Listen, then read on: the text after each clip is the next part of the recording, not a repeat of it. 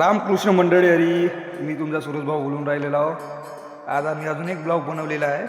Special म्हणजे जत्रेसाठी बनवलेला आहे. चंद्रपूरहून कमीत कमी 15 किलोमीटर पांढरकवडा आहे. पांढरकवडामधून 5 किलो अंतरावर वडा म्हणून प्रसिद्ध मंदिर आहे. आज तुम्ही बघू शकता कशा पद्धतीने आहे. आम्ही तिथेच चाललेलो आहोत आणि जो हा मंदिर दिसत आहे तुम्हाला ते प्राचीन मंदिर आहे. त्याच्यामुळे इथं छोटा पंढरपूर म्हणून म्हणल्या जाते आणि तो मान्यता बी तेच आहे. आम्ही या जुन्या मंदिराच्या गाभाऱ्यामध्ये आलेलो आहोत.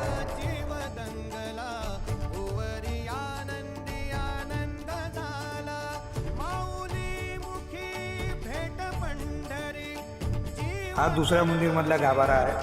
आम्ही तिथेच चाललेलो आहोत.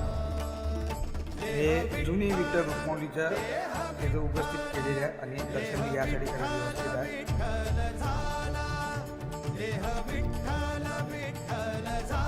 आणि नदीच्या वरच्या घाटावर आयलमी वडा म्हणून बनवलेला आहे, बघू शकता. आणि हे पालखी निघाल्यासाठी केलेली आहे. भरपूर चांदीची पूर्ण कोर केलेली आहे. आणि आम्ही या जे नवीन मंदिर बनवलं आहे तिथे आम्ही जाता आहोत, बघू शकतो. आणि हीच माऊलीची नदीमध्ये स्वयंभू प्रकट झालेली हीच माऊली मूर्ती आहे. हिच्याच दर्शनासाठी पब्लिक येतात. हे थोडा मेला लागते, जत्रा मुलं तर मेला लागत, बघू शकतात त्याच्या ॲक्शन आहे.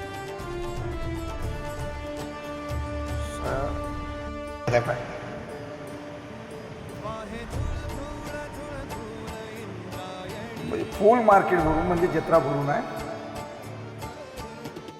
आणि हे दोन नदीचं संगम आहे. वड्यामध्ये दोन नदीचं संगम होते, वर्धा आणि एक पैनगंगा. बहुत मोठा क्षेत्र आहे नदीचं, तुम्ही बघू शकता कशा पद्धतीने आहे. आणि तिथून बी काही भागातून लोक येते खेडेगावामधून, कोणते तिकडच्या किरावर आहे. आम्ही इथं विठ्ठलाच्या किरावर आहोत.